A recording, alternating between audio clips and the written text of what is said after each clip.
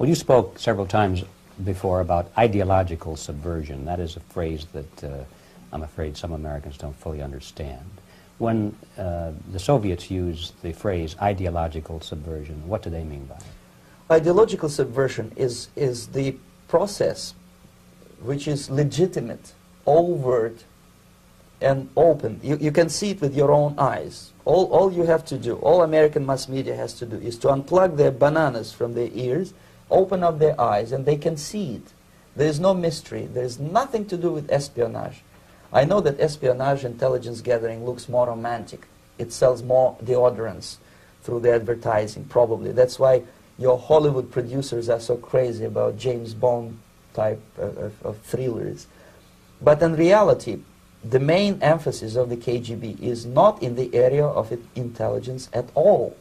According to my opinion and opinion of many defectors of my caliber, only about 15% of time, money, and manpower is spent on espionage as such. The other 85% is a slow process which we call either ideological subversion or active measures, активные мероприятия in the language of the KGB, or psychological warfare.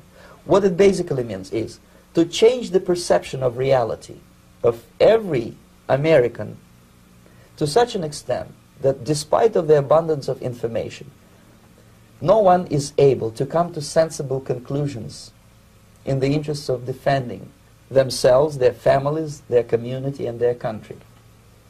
It's a great brainwashing process which goes very slow, and it's divided in 4 basic stages. The first one being demoralization. It takes from 15 to 20 years to demoralize a nation. Why that many years? Because this is the minimum number of years which requires to educate one generation of students in the country of your enemy, exposed to the ideology of the enemy. In other words, Marxism-Leninism ideology is being pumped into the soft heads of at least 3 generations of American students without being challenged or counterbalanced by the basic values of Americanism, American patriotism. The result you can see. Most of the people who graduated in the 60s, dropouts or half-baked intellectuals, are now occupying the positions of power in the government, civil service, business, mass media, educational system. You are stuck with them. You cannot get rid of them. They are contaminated. They are programmed to think and react to certain stimuli in a certain pattern. You cannot change their mind, even if you expose them to authentic information, even if you prove that white is white and black is black, you still cannot change the basic perception and the logic of behavior. In other words, these people, the process of demoralization is complete and irreversible. To get rid society of these people, you need another 20 or 15 years to educate a new generation of patriotically minded and common sense people who would be acting in favor and in the interests of United States society. And yet these people who've been programmed and, as you say, in place and Yes. who are favorable to an opening with the Soviet concept, these are the very people who would be marked for extermination in this country? Most of them, yes. Simply because the psychological shock when they will see in future what the beautiful society of equality and social justice means in practice, obviously they will revolt. They will be very unhappy, frustrated people. And the Marxist-Leninist regime does not tolerate these people. Obviously they will join the links of dissenters, dissidents. Unlike in present United States, there will be no place for dissent in future Marxist-Leninist America. Here you can get popular like Daniel Ellsberg and filthy rich like Jane Fonda for being dissident, for criticizing your Pentagon. In future, these people will be simply squashed like cockroaches. Nobody is going to pay them nothing for their beautiful, noble ideas of equality. This they don't understand, and it will be the greatest shock for them, of course. The demoralization process in the United States is basically completed already. For the last 25 years, Actually, it's overfulfilled, because demoralization now reaches such areas where previously not even Comrade Andropov and all his experts would even dream of such a tremendous success. Most of it is done by Americans to Americans, thanks to lack of moral standards. As I mentioned before, exposure to true information does not matter anymore. A person who was demoralized is unable to assess true information. The facts tell nothing to him. Even if I shower him with information, with authentic proof, with documents, with pictures, even if I take him by force to the Soviet Union and show him concentration camp, he will refuse to believe it until he is going to receive a kick in his fat bottom. When a military boot crashes his, then he will understand, but not before that. That's the tragic of the situation of demoralization.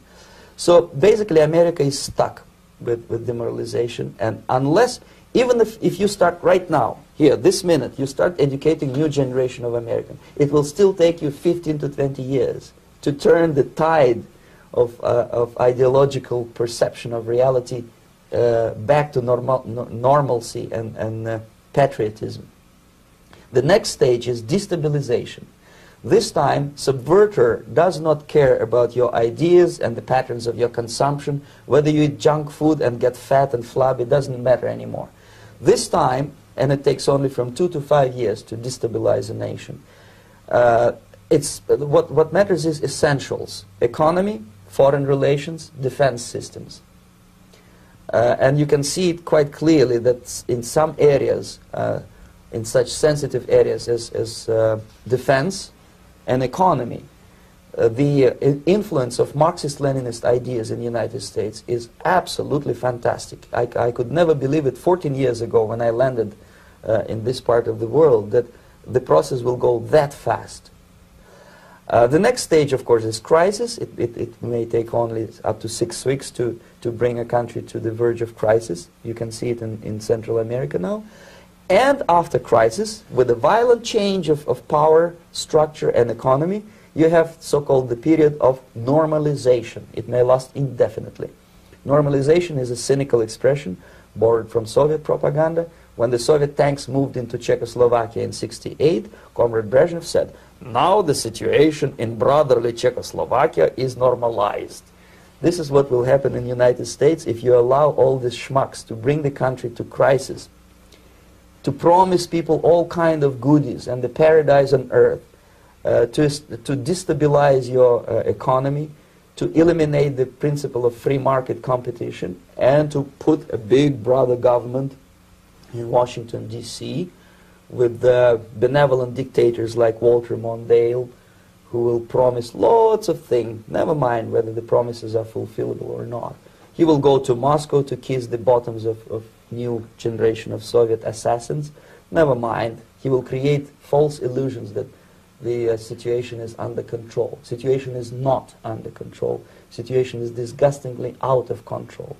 Most of the American politicians, media, and educational system trains another generation of people who think they are living at a peacetime. False.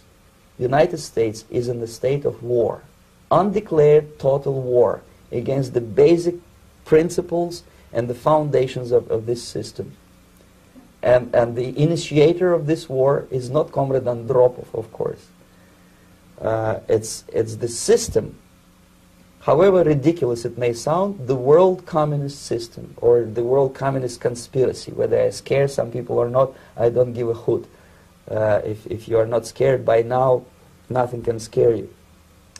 But you don't have to be paranoid about it. What actually happens now, that unlike myself, you have literally several years to live on unless the United States wake up. The time bomb is ticking. With every second, the disaster is coming closer and closer. Unlike myself, you will have nowhere to defect to, unless you want to live in Antarctica with penguins. This is it. This is the last country of freedom and possibility.